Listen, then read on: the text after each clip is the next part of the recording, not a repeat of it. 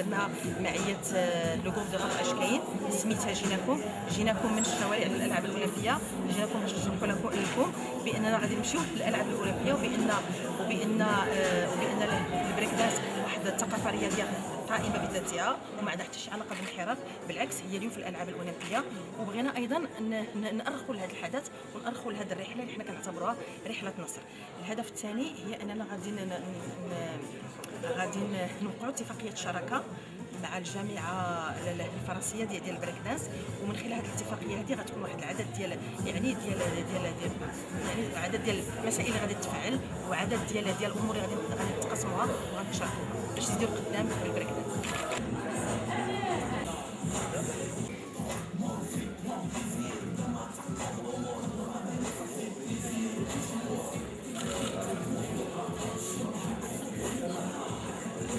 هذا مساء المحبة، مساء الإخاء، مساء الأبطال حينما يجتمعون وحينما يلتقون، مساء الرياضة التي تخدم السلم والسلام، مساء الرياضة التي ترفع كل راية خفاقة لتعلن أن البلد يعيش الرياضة في أبهى حللها، مساء الإخاء ومساء الصداقة.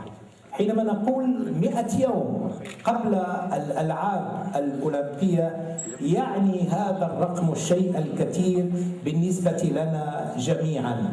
100 يوم تقترب اللحظة الحاسمة، 100 يوم نقرأ من خلالها الحدث في عنفوانه وأجمل لحظاته، 100 يوم تقليد يمارسه الرياضيون كما السياسيون كما العلماء كما الذين لهم موعد هام، وموعدنا بطبيعة الحال هو الألعاب الأولمبية لباريس 2024. ويأتي كذلك احتفالا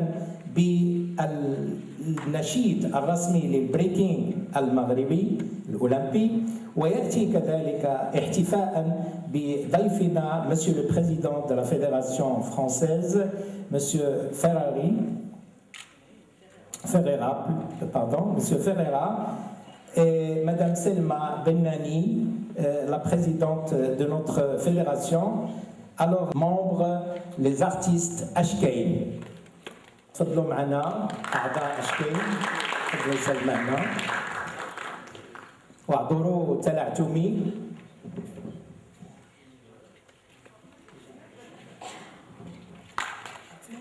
عثمان وعادل بحرارة. مرحبا. بطبيعة الحال المعني بالدرجة الأولى هو الجسم الصحفي بهذا اللقاء لتخليد هذا الحدث والاحتفال بهذه أقول ملحمة فنية لم لا بهذه الأغنية التي تطلبت مجهودا سنرى ذلك فيما بعد. والآن وحتى لا أطيل أمرر الميكروفون للسيدة سلمى بناني رئيسة الجامعة لتلقي كلمتها، فلتتفضل مشكورة. جيناكم احنا هكا دايرين بنفس راه حارين واخا يحسدونا نفديك بروحي دموعي وجروحي وتبقاي عاليه يا العزيزه الغاليه. حنا هكا دايرين زادينا باسي غادي يوصلك خباري من غابه لباري، هازين النيفو معروف علينا بيس، حنا ولاد الصحراء والجبال، تزادينا قباح الشبيبه تشطاح بيني وبينك باين شكون في يدو الشغل. المغاربه حلوا الباب يلا زيد دخل باس والفوت وورك والهاي كلاس والباور موف والجروف ou le rythme est dans la peau, ou unis comme les anneaux des JO, ou dans le ciel notre drapeau. On est né sous la même étoile, partir de zéro, finir number one. C'est de l'art, c'est de l'or, ça vient de la street. Bismillah ar-Rahman ar-Rahim, wa bihi nasta'in. مرحبا بالجميع. Monsieur le Président, je vais parler en arabe et je reviendrai vers vous en français. مرحبا بالضيوف الكرام، مرحبا بالصحافه اللي جات تعطي معنا هذا الحدث المهم، مرحبا باشكاين، شرف كبير لنا. الكويريه كيقول لك الحكايه بدات في مكسيكو، حنا كنقولوا الحكايه بدات في اواخر السبعينات في ضواحي نيويورك الامريكيه اللي كان سائد فيها العنصريه والفقر والتهميش، واللي الشباب ديال داك الضواحي قرروا انهم غادي يخلقوا واحد رقص حضاري حر اللي هو لا كولتور اوربان، باش يعبروا على هذه الاحاسيس السلبيه ديالهم، ولكن يعبروا ايضا على التفاؤل في الحياه. وهذاك الشيء علاش الشعار ديال البريك دانس هو بيس اند لوف، هو الحب والسلم. من بعد الحكايه بدات في المغرب في الثمانينات. اذا البريك دانس الرقص الحضاري بدا كينتشر في العالم، وصلنا للمغرب. الحكايه وصلت في 1996 مع تاسيس الجامعه الملكيه المغربيه للرياضات الوثيريه، الرشاقه البدنيه، الهيب هوب والاساليب المماثله، اللي بدات بالاشراف على الهيب هوب والاساليب ديالو، انه الهيب هوب لوكين والبوبين. بدينا كنشاركوا في واحد العدد ديال التظاهرات كبار وفي بطولات العالم. والحكايه وصلت بعد السنوات من مور تاسيس الجامعه بدينا كنشرفوا على البريك دانس. بقينا خدامين، ما امن بينا حتى شي واحد، كيشوفوا فينا وكاننا يعني الناس زايدين، الناس شايطين، ما فاهمين والو، كنخربقوا في الزناقي. تقال عليا رئيسة جامعة واحد العدد الامور، ما كاين حتى شي مشكل. كنقول لهم وزيدوا في الاخير وافتخر، لانني فعلا افتخر. حتى جا وصلت القصه ل 2 جوان 2019 في لوزان، لو 2 جوان على لوزان، منين اللجنه الدوليه الاولمبيه اعلنت على ان البريك دانس غادي يدخل للالعاب الاولمبيه. اذا اول العاب اولمبيه كانت هي باريس 2024. فمن تماك بدات واحد الحكايه واحده اخرى.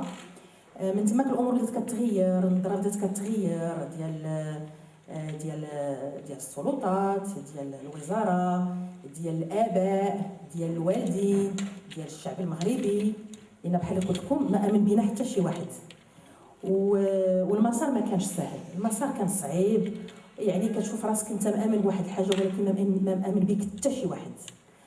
ولكن انا دائما كنت المهم انا راسي شويه قاصح، وامنت براسي وثقت براسي، وقررت على انني غادي غنتبع الداخل ديالي. شنو كيقول لي الداخل ديالي؟ دائما كان كيقول لي شي حاجه غتجي.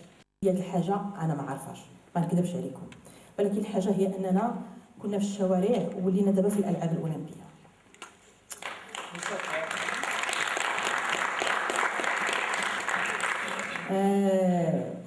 حتى بكيت في الدار عاد جيت لانني تفكرت المسار ديالي بكل صدق، بلا ما نبكي دابا عاوتاني، غندير راسي رانا قويه. الرحله وصلت الوغ كنا في لو 2 جوان 2019 على لوزان، وجينا لماي 2023 مدينه الرباط اللي نظمنا اول تظاهره افريقيه ديال البريك دانس اللي كانت مؤهله للالعاب الاولمبيه. حنا ثاني خدينا واحد المسار اخر اللي الناس ولاو كيقولوا لنا ايوا هذا كلام اخر عاوتاني. وفي هذيك التظاهره تاهلوا فيها شارك عدد كبير ديال الافارقه اللي كيتجمعوا لاول مره، وكانت بطبيعه الحال اللي كانت شارفه عليها هي الجامعه الدوليه، لا من التحكيم ولا من التقنيات هذه الامور. والمفاجاه كانت، الفرحه كانت هي التاهل ديال المغاربه في لي دو كاتيجوري ديال البنات وديال الاولاد باسم القاره الافريقيه. فالمغرب هو اللي تاهل باسم المملكه المغربيه، ولكن ايضا باسم القاره الافريقيه. فالفرحه ديالي ما عنديش كيف غادي نوصفها لكم. هذه رحله نصر، رحله ناصر بدات هذه تقريبا 28 ساعه 28 سنه 28 سنه كانت صعيبه بزاف، ولكن كنا في الشوارع وكنا منبودين، ودابا حنا في الالعاب الاولمبيه محترمين. هذه الاغنيه جات باش تعبر على هذا الشيء كامل. اذا انا ملي خممت هذه واحد 6 شهور او 7 شهور باش اننا خصنا نديروا واحد الاغنيه، بطبيعه الحال كان طبيعي انها غتكون اغنيه ديال لو راب. ما كناش غنديروا الاندلسي ولا الشعبي ولا الشغوري، كنا غنديروا لو راب، حيت لو راب هو مكون من المكونات ديال لا كولتور اوربان. وعلاش ليش كاين؟ اولا حيت انا كنحماق عليهم، دونك انا في الحقيقه نتبعهم، كيعجبوني بزاف وكنآمن بهم، لان ليش كاين سي ان جروب دو راب عنده ازيد من 24 سنه، وسي ان جروب دو راب انجاجي بحالنا حنا شويه كبر منهم، عندنا 28 عام ثم 24 عام، ولكن لونجاجمون ديالهم بالضبط هو ديالنا. فالكلام ديالهم كيعبر على حب الوطن، على واحد العدد ديال الامور اللي هي ايجابيه واللي حتى حنا كندافعوا عليها. ليش كاين هما ثلاثه ديال الفنانه كبار، سي حاتم بن صالحه، سي عثمان بن حامي، السي عادل باقي ما جا، السي عادل بن شقرون، ماشي اللي بقى عاد الماء واخا كنعطيو الاسامي غير. دونك لي اش كاين هما ثلاثه ديال الاقلام، سو سون 3 بلوم ديفيرونت، ثلاثه ديال الارواح مختلفين، وفاش كيتجمعوا كيعطيو هذا الشيء الجميل، هذا يعني الاغاني ديالهم والشكل ديالهم. جيناكم من الشوارع للالعاب الاولمبيه، وهذه الاغنيه كتعبر على هذا المسار هذا، لان بغينا نخليو واحد البصمه. حنا غنمشيو واحد النهار، ولكن هذا الشيء بغينا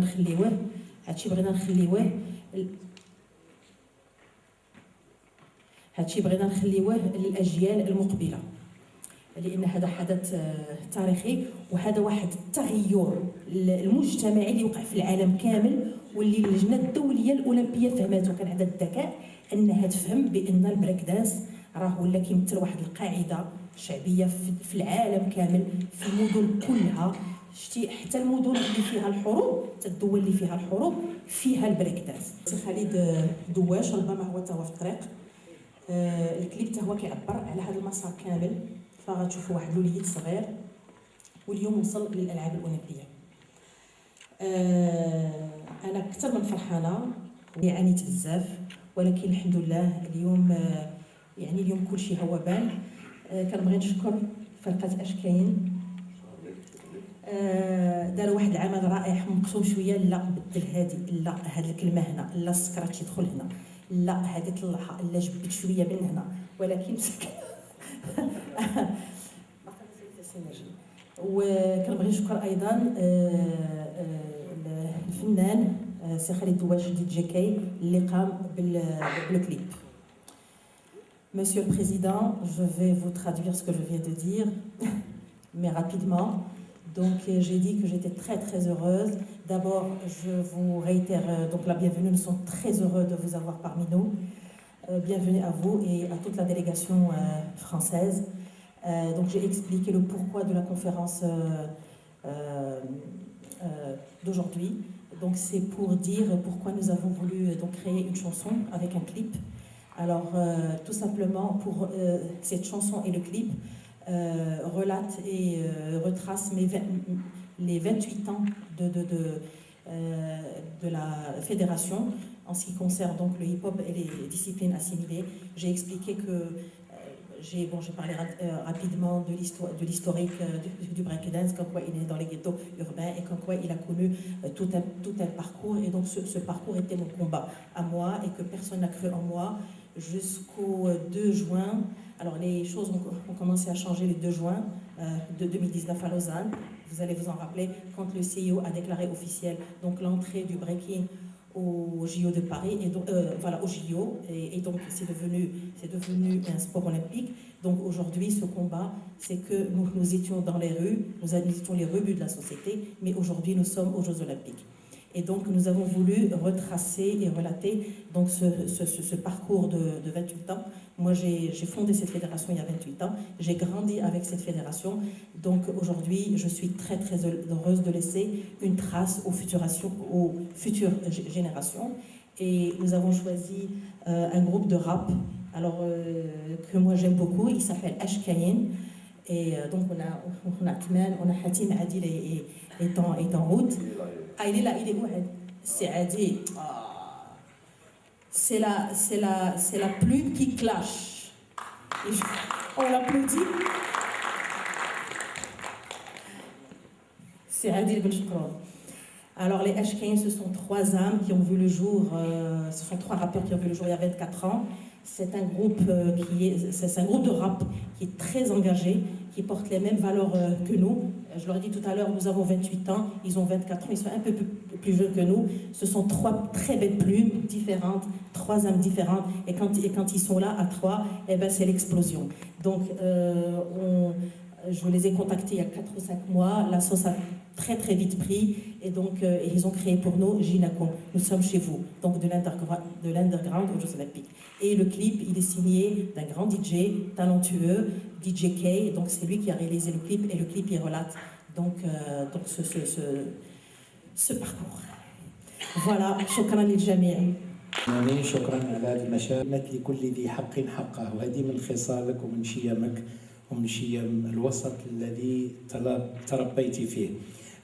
لن أطيل، غادي نعطي الكلمة الإخوان أشكين، ولكن بغيت نوضع شي أسئلة.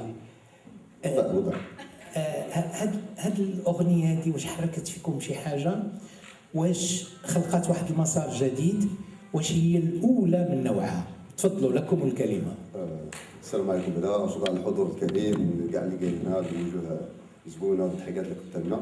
هذه الاغنيه ما حركتش، ما نقولش ما حركتش فينا والو، ولكن جات اون سويت لوجيك لداكشي اللي كنا كنديرو. حاجه زوينه نكونوا حاضرين في اون ليم اللي كتريبريزونتي الفريق الوطني ديال البريكين في الالعاب الاولمبيه، بما انه حنا براسنا بدينا بالبريك دانس، يعني حنا دزنا من ديسيبلين كاملين د كولتور هيب هوب، دي جيين، بريكين، ام سيين، جرافيتي، عندناهم كاملين. دونك دوكو بحيث الكارير ديالنا تطورات الام سيين ومشينا في الراب ودرنا كارير من الراب، نشوفوا كيفاش لي دونسور حنا كنا عارفين كيفاش كانت الامور، يعني كنا تمشيو حنا نشطحوا في الزنقه وكيجريو علينا الناس ديال السيكوريتي وكذا، يعني كانت الامور يعني غير مقننه وبزاف الامور، من انه دام حيت الجامعه كاينه تبارك الله ولات عندها واحد لا ستركتور قانونيه ولا البريكين معترف به عالميا، وكيولاو الاقصائيات الدازت هنا في المغرب وافريقيا كامله كنتحضروا المغرب تكاليفيا، نقدر نكونوا فرحانين ان نكونوا حاضرين. الحاجه اللي تبدلات فينا انا كان افتخار كبير ان هذا ديسيبلين وصلت فين وصلت، هادشي اللي كاين. نعاودوا نسمعوا السي حتيم. واش كانت اون كومبليسيتي حسيتي بها بينك وبين سلمى؟ بين سلمى كانت لا كومبليسيتي وكانوا لي ميساج وكان جروب في واتساب وكان اخذ وعطاء كانت الخدمه بون لا كومبليسيتي حنا بيناتنا. لا كومبليسيتي كاينه شحال هادي دابا راه تقريبا اكثر من 20 عام وحنا تنخدموا مجموعين. لا كومبليسيتي مع سلمى ولا الناس ديال الجامعه الملكيه دغيا كانت ودغيا حضرات، حيت لوبجيكتيف واحد، الهدف واحد، و يعني فسروا لنا شنو هما بغاو. كي قالت سلمى بان بغات تخلي واحد لا تراس لهذا لو مومون هيستوريك، يعني قصنا جميع لي ديسيبلين، درنا البريك دانس، درنا الجرافيتي، قصنا شويه دي جيين ودرنا راب. دونك بالنسبه لينا هذا نهار كبير، حيت واحد لا ديسيبلين اللي بدات في الزنقه وفي الشارع اليوم لاول مره في التاريخ غادي تكون في لي جوز اولمبيك، يعني اكبر تظاهره رياضيه اللحظه التاريخيه ما يقدر يكون الا افتخار، وتنعتبره بالنسبه لنا انجاز كبير. وما تسمعوا الاغنيه وتشوفوا الكليب ان شاء الله غنسالوا ردود الفعل ديالكم. عديد نزيدوا في التشويق. لو ما كانتش القصه في هذا الكليب، كانت قصه شفتوها، شنو زادت لكم القصه وانتم كتغنيو وتتاديو الاغنيه ديالكم لما شفتوا القصه؟ قصه الكليب فكرتنا كما قال الدراري، فكرتنا في البدايات ديالنا فهمتي. يعني حتى حنا بدينا هكاك، دزنا من واحد المراحل من الزنقه حنا بقينا غاديين، داكشي كان حتى بدينا كان شويه شويه كيتعرض داكشي. الحمد لله شوف هو الان تنشوفوا الراب المغربي فين وصل حتى هو، والهيب هوب كامل يعني كولتور كامله. الوغ الحمد لله داكشي عجبنا الحال ومفتخرين حتى حنايا فهمتي. يعني تنفتخروا بهذا الانجاز. تبارك الله عليكم. كتوصلني رسائل من الجمهور انهم متشوقين يشوفوا الكليب، فغادي نصفقوا على الاخوان اشكين بحراره وغادي نلتحقوا ونشوفوا الكليب في بضع ثواني غادي ينطلق ان شاء الله.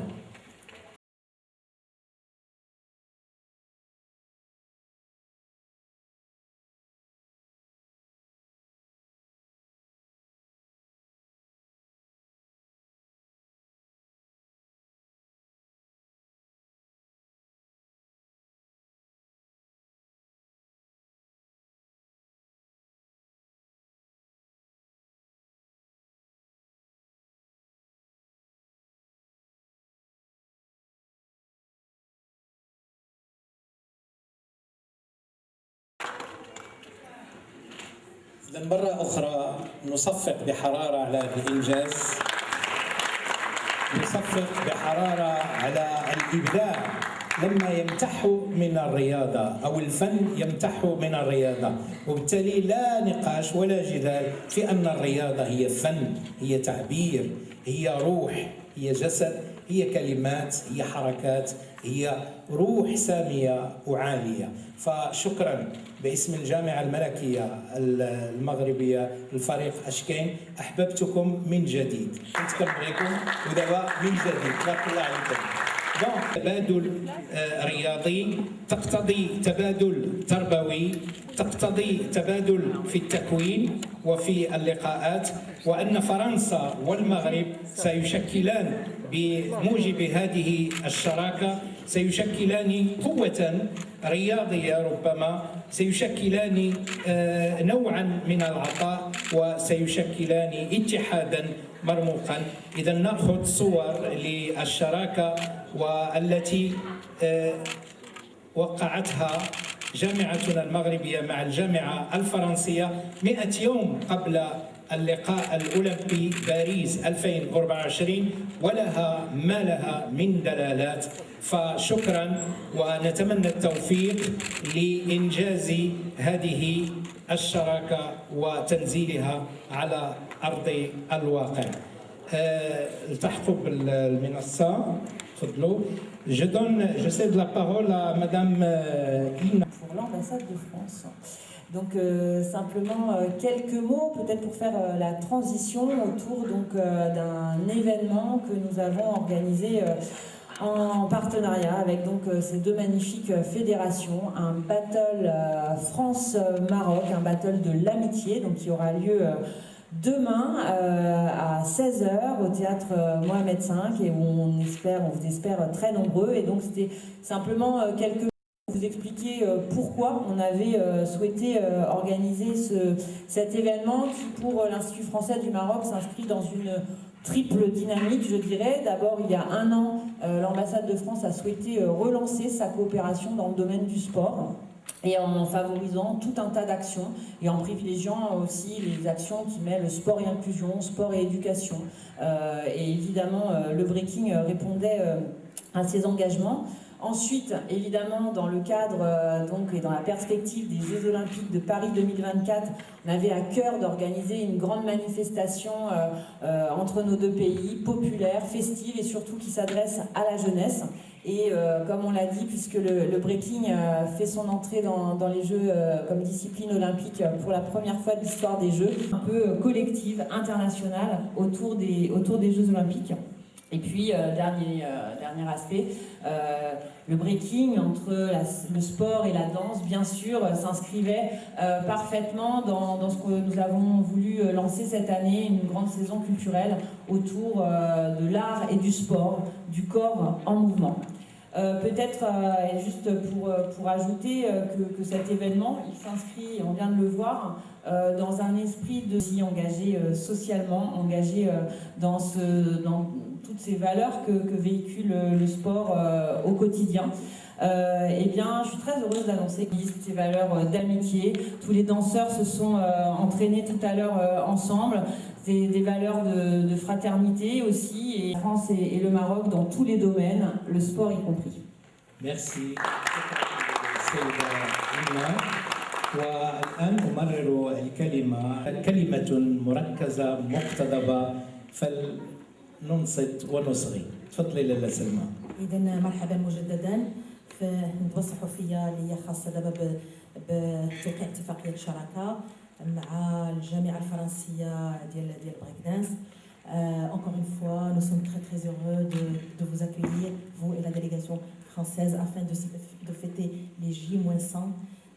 Donc les JO auront lieu à Paris cette année et nous sommes très heureux d'être qualifiés à travers le breakdance. Madame Ina Pouan, je voudrais vous remercier pour tous ces mois de collaboration, de partage, de transmission. Merci beaucoup et un grand merci à Monsieur l'ambassadeur également. اتفاقية الشراكة تأتي بنظيرتها الفرنسية في سياق الانفتاح على الشركاء الدوليين من أجل ربط علاقات تعاون تعود بالنفع على الرياضيين والأطر التقنية الوطنية. وأيضا استراتيجية الجامعة في مؤسسة الممارسة الرياضية للبريك دانس من حيث تبادل الخبرات والاستفادة في التجارب المتبادلة في هذا المجال. وكتخص هذه الاتفاقية ثلاثة ديال المجالات. المجال الأول هو التكوين، وغيتم تنظيم برامج تدريبية مشتركة للمدربين والحكام والإداريين. يعني لهذا السبب هذا فكنظموا هذا الباطل ديال الصداقة الفرنسية المغربيه اللي غادي يكون غدا مع 4 ديال العشيه في مسرح محمد الخامس. مرحبا بالجميع. وهذا الباطل هذا عنده جوج الاهداف، هو اولا الاحتفال ب 100 يوم من قبل الالعاب الاولمبيه، وايضا الاحتفال بالصداقه التاريخيه ديال المملكه المغربيه ودوله فرنسا. Donc j'expliquais que le battle de demain c'est un battle qui va célébrer deux choses. D'abord les J-100, le 100e jour avant les JO, mais également et aussi l'amitié historique entre le Royaume du Maroc et la République française, et que vive l'amitié franco-marocaine.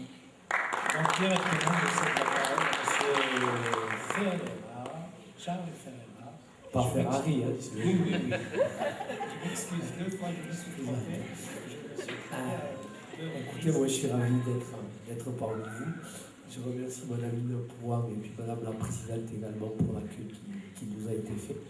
Et vraiment merci du fond du cœur, parce que nous avons été toute la délégation et moi-même super bien reçus.